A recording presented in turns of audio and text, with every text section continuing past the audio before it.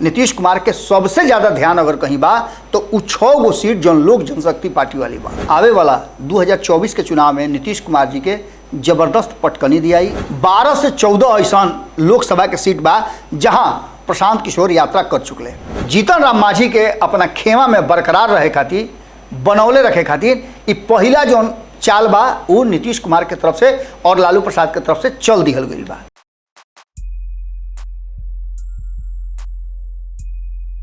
अब तो आँख के देखलो पर एतबार ना होला, अब तो आँख के देखलो पर एतबार ना होला। सियासत में गलती पर गलती बार बार होला, सियासत में गलती पर गलती बार बार होला। कहाँ रिश्तेदारी एहिजा निभाहेला केहू, कहाँ रिश्तेदारी एहिजा निभाहेला केहू।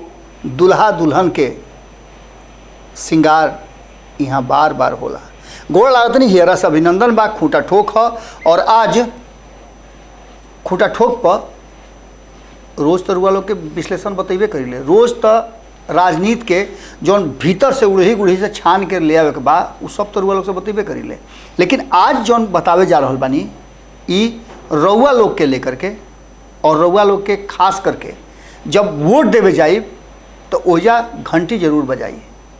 कारण बा कि आज के विषय बा कि जौना में भाजपा के जौन अपना के सबसे ज़्यादा मजबूत, ये दुनिया के सबसे ज़्यादा बड़ा पार्टी, ओकरा के नीतीश कुमार चैलेंज के लिए बाड़े। बिलाई के गला में घंटी तो बांध दिले बाड़े और घंटिया निकन बहले बेरी बेरी ओकरा डी एरिया में जा करके धक्का धक गोल मारता रहे। डिफेंस कमज़ोर हो गई बा और ऐसा स्थिति में भाजपा के डी एरिया में नीतीश के गोल कैला से भाजपा कहीं ना कहीं औजा गई बा।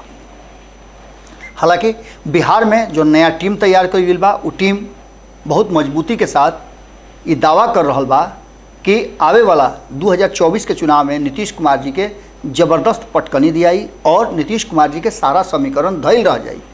लेकिन नीतीश कुमार वो चीज़ है ना हवे जिनका के रुआ हलवा समझ के गप से निकल जाई।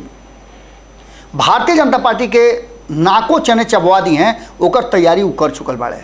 जब अकेले नीतीश कुमार भारतीय जनता पार्टी खातिर बड़का डर के कारण हो सकेले तो अब तो उनका संग है लालू यादव के शक्ति बा। 2015 केकरा याद नहीं किया, 2014 में गाजा बाजा के साथ दुआरे बरियात लागल, लेकिन छने भर में तलाक हो गई। बिहार से भारतीय जनता पार्टी के बेदखल होके पड़ल। जब तक ले नीतीश कुमार फिर से सेहरा ना बनले तब तक ले भारतीय जनता पार्टी के बोहनी ना भइल, दुआरे बरियात फिर गई रहे। नीतीश कुमार 2017 में भारतीय जनता पार्टी के फिर से साथे ले अले, तलाक खत्म हो गई। लेकिन अब खाली फिर से नीतीश कुमार तलाक दे दिले बाड़े और ये तलाक के बाद अब संभावना व्यक्त करता रहे कि बेर बेर बबूर तो आम ना भेटा, अब भारतीय जनता पार्टी के संगे कबो ना जाई। हालांकि ये बात वो कहे हाली कहले बड़न लेकिन गईल बड़न। लोग तो इहो कहता कि नीतीश कुमार अपन तैयारी कर रहा बड़े, तैयारी में सफल हो गए तो गोटी लाल आ ना सफल भैले तो खेलवे भंडोल करके चल दी हैं। खैर ये तो बहुत पहले ये सब बात सोचे वाला बा, लेकिन वर्तमान जौन बा ओकरा में भारतीय जनता पार्टी के रात के नींद आ दिन के चैन दोनों हराम कर दिले बड़े। भारतीय जनता पार्टी के नींदे नहीं खेलागत। कारण कि बिहार में अगर 40 गो सीट पर दावा जौन करता रहे और जौन सर्वे आ रहा बा उर्वा लोग बतेबे कहीं कि वो सर्वे के हिसाब से नीतीश कुमार बार बार लगातार गोल कर रहा बा। नीतीश कुमार के रुआ लोग के विश्लेषण करके बतौले रही भारत लाइव पर गेम समझिए में कि नीतीश कुमार के नज़र अर्जुन के तरह पुतरी पर बा। यानी भारतीय जनता पार्टी के हाथ में जो 17 गो सीट बा ओकरा पर असल में नीतीश कुमार काम करे के शुरू कर चुकल बाड़े। आपन 16 सीट उनकर अलग बा, लेकिन उनकर तैयारी रुआ सुन हो कि ललन सिंह के खिलाफ कोई उम्मीदवार नहीं मिलत। ये सारा चीज़ के अगर एक जगह रुआ रख दी तो कहीं ना कहीं नीतीश कुमार के ध्यान सीधे वो 17 गो सीट पर बा जो भारतीय जनता पार्टी के लगे बा। और एकरों से बड़ नीतीश कुमार के सबसे ज़्यादा ध्यान अगर कहीं बा तो वो 6 गो सीट जो लोक जनशक्ति पार्टी वाली बा, जौना में चिराग पासवान के सीट तो ऐसा बा कि ओकरा पर पूरा फील्डिंग जबरदस्त करा रहा बड़े अशोक चौधरी से। संभावना भी व्यक्त कई जा रहा बा कि अशोक चौधरी अब के लिए बड़ा मजबूती से लड़ी हैं। ओजा लगातार कार्यक्रम हो रहा बा, लगातार डेरा ओजा डलले बड़न, ओजा के प्रभारी भी बना दिया गई बड़न। ये सब बात के लेकर के कहीं ना कहीं नीतीश कुमार भारतीय जनता पार्टी के डी एरिया में जाकर के धकाधक गोल मार रहा बड़न और फाइनल मैच से पहले सेमीफाइनल में ही इतना तबाह कर दिले जौना से कि भारतीय जनता पार्टी चिंता में पड़ गई बा। जौन देखने की 2 दिन पहले ही जौन घटना घटल, जौन में लोकसभा के नया भवन के उद्घाटन भइल और उद्घाटन में नीतीश कुमार 21 गो दल लेकर के हुंकार भर दिले कि हम एक विरोध करतनी। ये निश्चित रूप से भारतीय जनता पार्टी खातिर एगो चिंता के कारण जरूर बा और सचेत होके वाला बात बा। एकरा अलावे 12 तारीख के नीतीश कुमार विपक्ष के पटना में निमंत्रण दे दिले बारे, एक बड़ा बैठक हुई और में बहुत सारा मुद्दा पर फैसला हुई।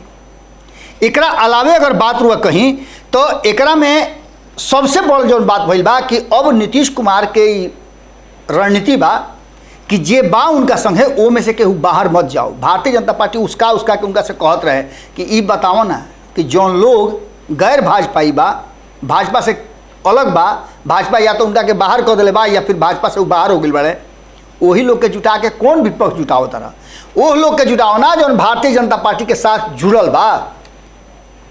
ये बीच में 1-2 गो ऐसा बात आई रहे जौना से कि कहल जात रहे कि जौन 7 दल के गठबंधन बा, महागठबंधन, ओकरा में बिखराव हो जाई। और जीतन राम मांझी के जौन बयान आई रहे, हालांकि जीतन राम मांझी के छोड़ी जीतन राम मांझी के पुत्र संतोष मांझी के, डॉक्टर संतोष मांझी जो नीतीश सरकार में मंत्री बनन, वो जब से पार्टी के कमान संभालने वाले अध्यक्ष बनने वाले तब से वो लगातार अपन दबाव बनावे वाला प्रक्रिया में रेडी बाड़े। महागठबंधन में 7-8 गो सीट मांग करके वो कहीं ना कहीं खलबली मचा दिले और एकरा के लेकर के इहो कहल जाए लागल कि उनकर ई प्लानिंग जोन बा वो महागठबंधन से स्विच करके एनडीए में जाए खातिर ये सब पैंतरा कल जा रहा बा। लेकिन ये पूरा बात से इनकार करते हुए जीतन राम मांझी और संतोष मांझी दोनों ही कहले कि कोनो सूरत में हमनी के महागठबंधन बानी जा, आज रहब जा, काल्हो रहब जा।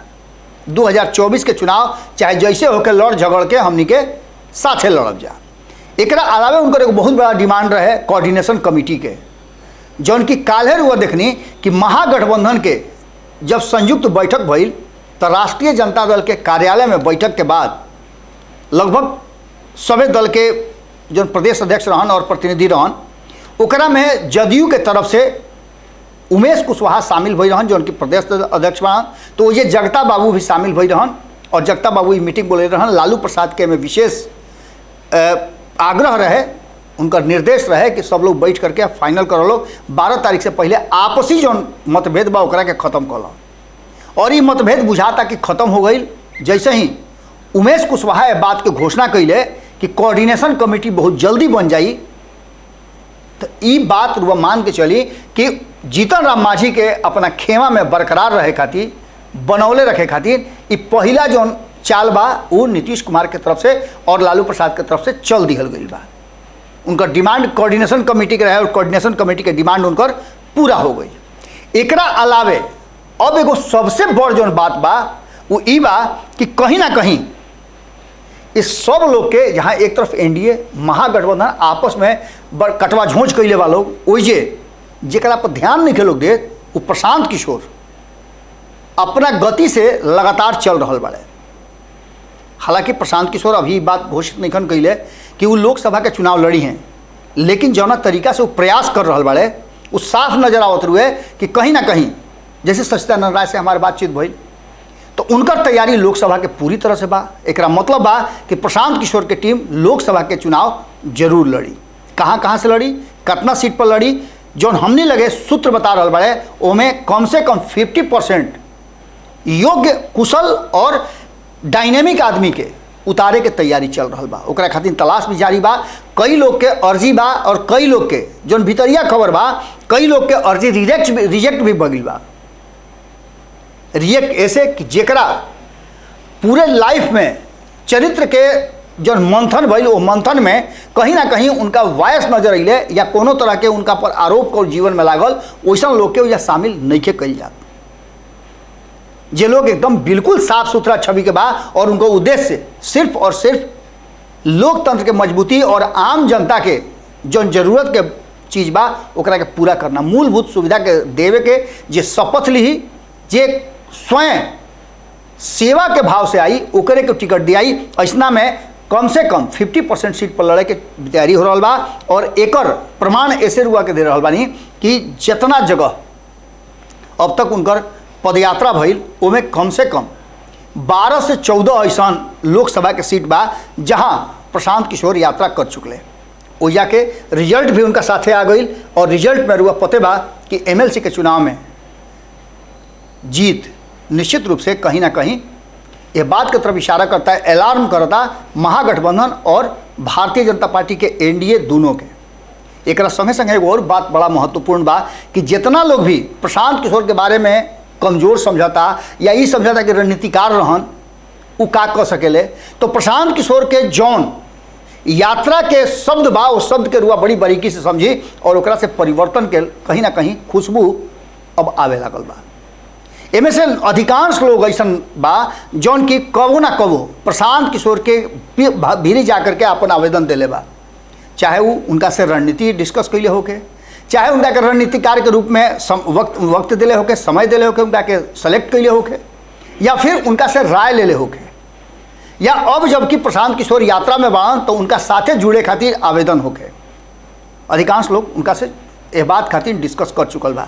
और अतने ना, खास करके अगर विधानसभा के बात करी तो अब तक 100 से ज़्यादा विधानसभा क्षेत्र के दौरा कर चुकले, यानी 243 में से 100 विधानसभा में दौरा करना ये बात की तरफ इशारा करता कि 2024 के साथ साथ 2025 में भी बड़ा खेल हुई। और प्रशांत किशोर कहीं ना कहीं ऐसा मत कर देस कि मामला के त्रिकोणीय करके ये दोनों खेमा के डब्बा गोल कर देस। बिहार के जनता परिवर्तन खातिर पूरी तरह से तैयार बा।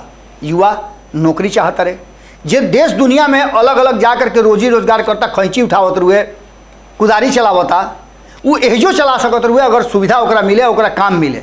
पलायन जबरदस्त हो रहा बा बिहार में। शिक्षा के स्थिति उहे बा, छात्र जौन बाड़न दूसरा राज्य में जा करके बिहार के पूंजी पैसा पगा सब जाके खर्चा करता। व्यवसाय बाना यहाँ तक ले कि रोजी रोजगार के कोनो साधन नहीं थे। और ऐसा स्थिति में इतना बात रुआ समझ के चलें कि प्रशांत किशोर अगर लोग के मन मस्तिष्क पर बैठ जास और 24-25 में झटका दे देस अगर ये दोनों गठबंधन के, तो कोई बहुत बड़ा बात ना हुई। आज खूटा ठोक में रुआ लोग से एजे विदा ले, कल फिर भेंट हुई, विषय नया हुई, लेकिन निहोरा रुआ लोग से जरूर बा कि रुआ लोग ये विश्लेषण पर अपन कमेंट जरूर दी। हम चाहब कि रुआ लोग के कमेंट जौन रुआ लिखल चाहिए, जौन रुआ दिहल चाहिए, जौन रुआ समझतानी, हमरा जौन समझ में आवता तो रुआ लोग से हम बात करता नहीं, जौन हमरा बातचीत राजनीतिक दल के नेता से होता वो हम रुआ से बतावता नहीं। अब रुआ लोग पर निर्भर करता कि रुआ लोग हमरा के कैसे गाइड करब और यह विषय पर राउर का मतबा जौन की अगला एपिसोड में हम शामिल करब। गोड़ लागत।